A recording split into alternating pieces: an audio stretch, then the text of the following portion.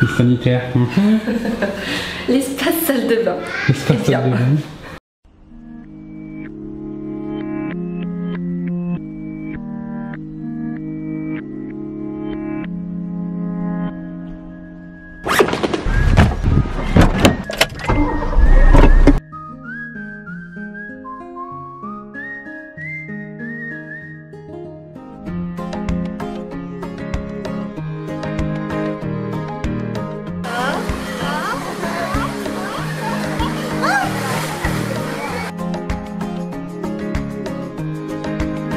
Aujourd'hui, je voulais revenir sur des idées reçues que l'on a sur la pédagogie Montessori parce que souvent, j'entends que la pédagogie Montessori, ça fait des enfants rois après au niveau des enfants. C'est des enfants qui n'ont absolument pas de règles, des enfants qui sont libres de faire ce qu'ils veulent quand ils veulent, des enfants qui évoluent, voilà, sans cadre.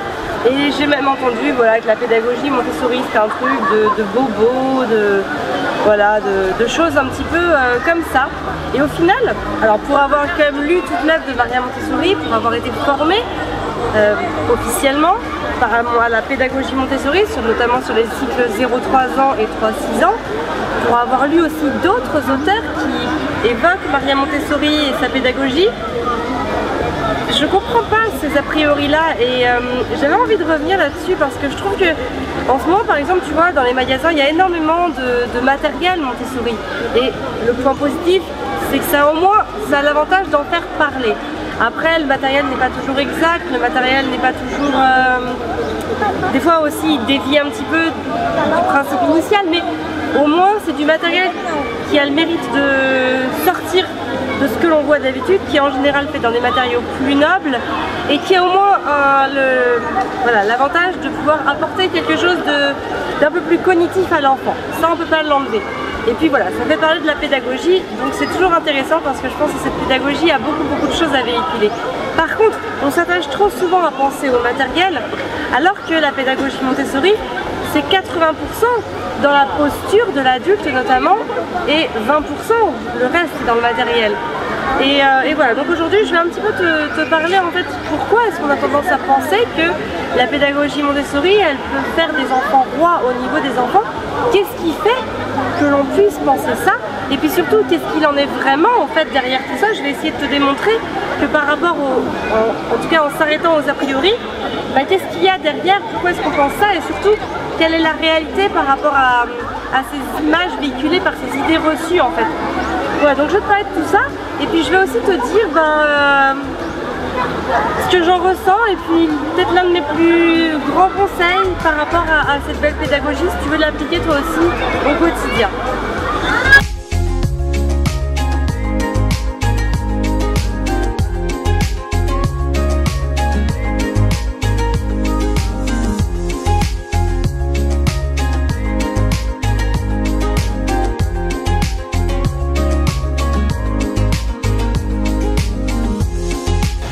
Bien arrivé dans notre nouvel hôtel. Alors il est plutôt sympa celui-là. C'est des petits cottages. Je vais te montrer ça. Enfin petit cottage. L'autre est quand même très grand vu qu'on a besoin de 2 lits. Et on a quitté l'ancien. L'ancien était vraiment pas top. C'était sale.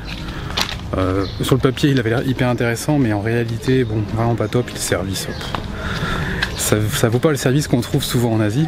Et là on est content. Parce qu'on a trouvé un joli cottage à moins de 40 €. Parce que c'est pas évident de trouver des cottages, enfin des chambres avec 2 lits. Attends, je te montre, il fait sombre là. Il fait sombre. Quelqu'un là-dedans? Oula, je vais tomber. C'est vrai, c'est que dès que j'ai la caméra et que je parle, je tombe. Tu peux faire 2 choses en même temps? Bah non, je suis un homme. Voilà, nos lits, l'espace cododo, la douche, elle est cool.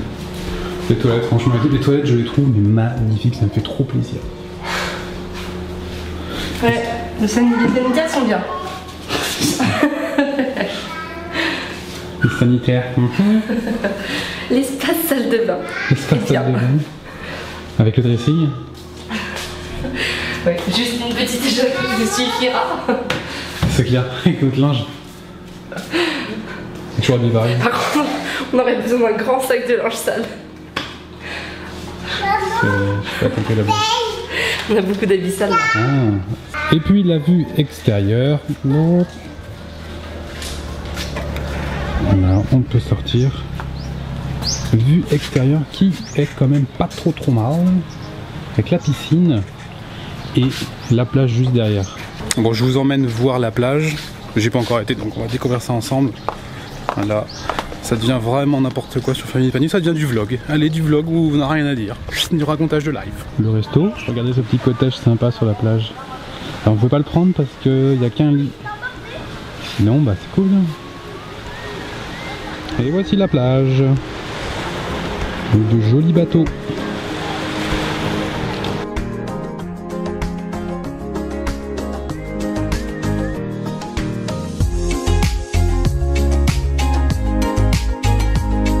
Alors pour avoir été immergée dans l'ambiance Montessori, j'ai bien compris que la rigueur était plutôt le maître mot de Montessori et non le fait de faire des enfants capricieux et des enfants rois. Tout simplement parce qu'on va inculquer chez l'enfant une autodiscipline qui va lui permettre de s'élever à lui-même, de s'élever sur son chemin, de marcher en connaissance de cause et de pouvoir se construire sereinement et positivement.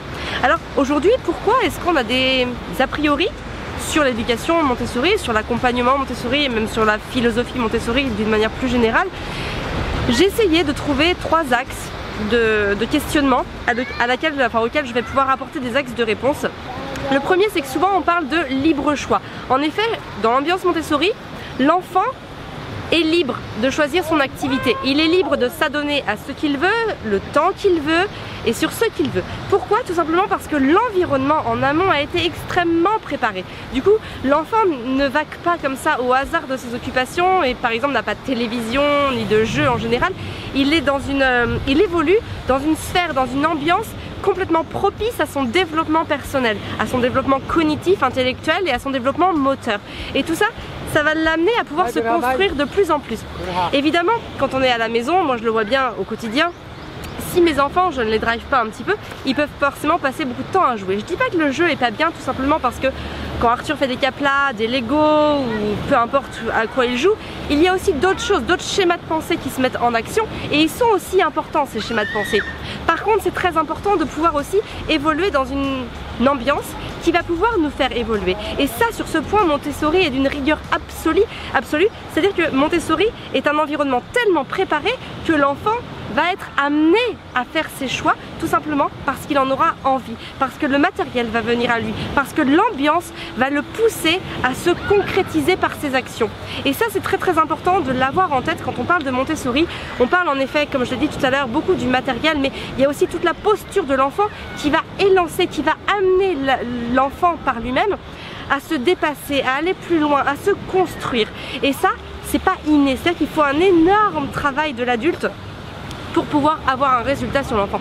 D'ailleurs, chez Montessori, on dit souvent, pour que l'enfant reçoive à 100% ce que l'on veut de lui, il faut se donner à 200%. Et ça, je peux t'assurer, c'est pas facile au quotidien. C'est pas facile. Mais par contre, nos efforts payent. Moi, je le vois bien avec les enfants.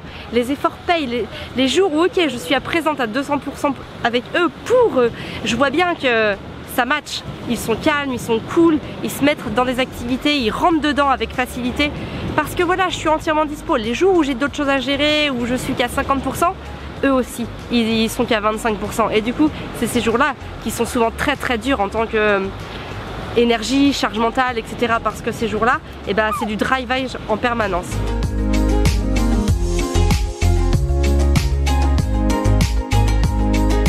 La deuxième chose qui peut laisser penser que l'enfant va devenir un enfant roi avec la pédagogie Montessori, c'est qu'en général on n'attend absolument pas de résultat de la part de l'enfant quand il manipule un matériel, quand il rentre dans une activité. Tout simplement parce que le résultat ne compte pas. Ce qui va compter, c'est le cheminement de l'enfant. Et au final, en général, avec le matériel Montessori, le matériel est autocorrectif. Ce qui veut dire que l'enfant va pouvoir s'auto-corriger. Il va pouvoir voir par lui-même ses erreurs, sans qu'un adulte lui pointe du doigt. Et ça, c'est très très important dans la confiance et dans la construction de l'estime de soi. Parce que quand on te dit quelque chose, par exemple même toi en tant qu'adulte, si on te dit que ce que tu as fait c'est pas bien, tu vas forcément le prendre pas très positivement, parce que déjà d'une tu as été jugé et que du coup c'est pas cool, et que de deux en plus on pointe le doigt sur ton erreur, alors que peut-être qu'il y a autre chose que tu as fait de bien aussi sur le cheminement. Et bien l'enfant c'est pareil, si tu lui dis qu'il a fait pas bien, tu lui brises sa confiance en soi, tu lui brises son estime de soi, tout ce qu'il construit pour s'élever à lui-même, bam, c'est cassé. Et donc ça forcément c'est pas positif. C'est pour ça que le choix du matériel est important. Choisir un matériel autocorrectif va permettre à l'enfant de ne pas lui dire qu'il a eu tort, qu'il a eu faute, qu'il a mal fait, mais il va s'en rendre compte par lui-même. Et c'est cette construction-là qui va lui permettre de s'élever à lui-même et de construire son chemin positivement. Et ça c'est quelque chose, je pense que beaucoup de gens pensent qu'en effet les enfants font n'importe quoi avec le matériel. Mais encore une fois, si tu guides pas ton enfant vers ce matériel, il va rien en faire. Moi je vois à la maison, j'ai une salle dédiée à l'instruction en famille avec des activités Montessori, mais pas que non plus. Enfin il y a un peu tout, il y a des choses qui sont inspiration Montessori, d'autres Montessori purement, et d'autres pas forcément Montessori mais que j'ai jugé utile d'avoir. Et le truc c'est que si je leur montre pas aux enfants comment faire, ils vont pas l'utiliser, ou du moins ils vont pas l'utiliser dans la manière dont ils devraient le faire. Et je pense que l'esprit absorbant de l'enfant à ce moment-là rentre tout à fait en jeu, parce qu'il faut montrer à l'enfant, le guider, lui insuffler l'élan pour qu'après il puisse s'envoler de ses propres ailes. Et plus tu vas lui montrer, plus tu vas passer du temps avec lui, plus tu vas faire les choses qualitativement, et plus ton enfant, et ben après il va le faire de lui-même. Mais on pense que c'est dur, que c'est difficile, que ça va pas marcher, mais je peux t'assurer que ça marche. Moi mes enfants, si je leur montre pas quelque chose, ils vont pas s'y intéresser, ils vont pas le faire.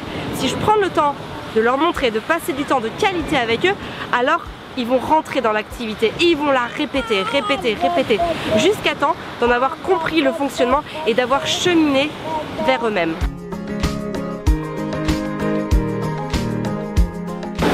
Et enfin, le troisième point que je voulais aborder, c'est que chez Montessori, il y a beaucoup d'activités, ce qu'on appelle de vie pratique.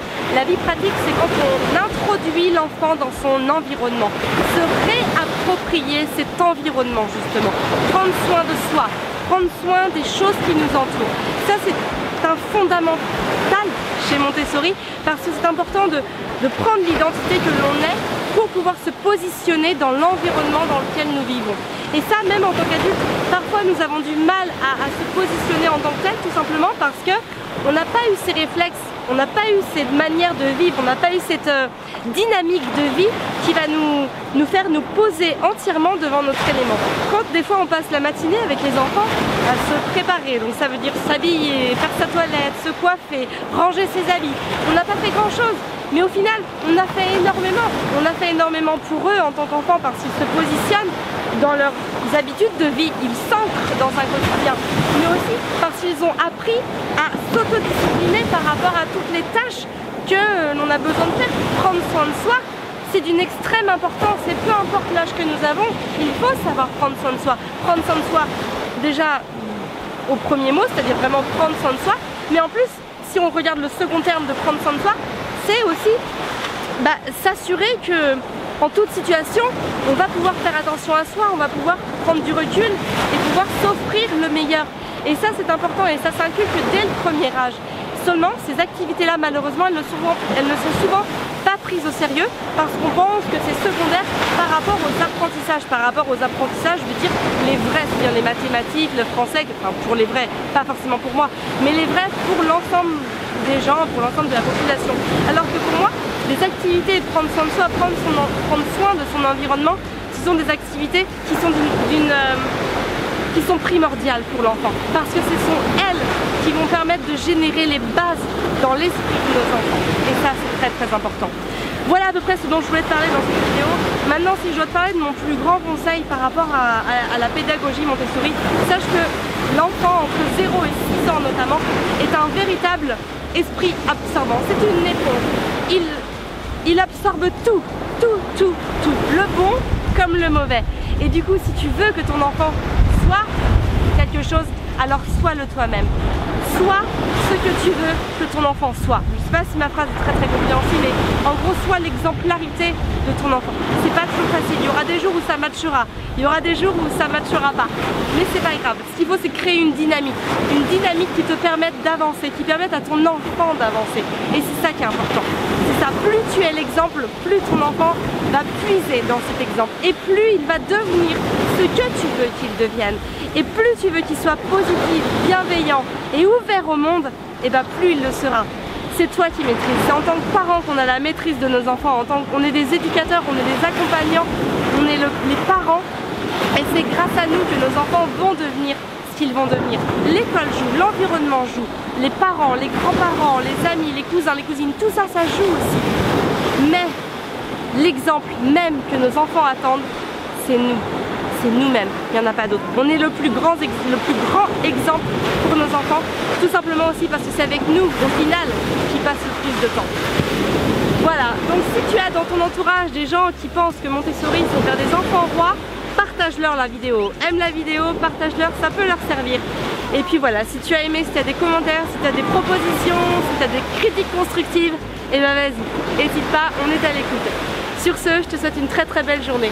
Prends soin de toi et de tes enfants.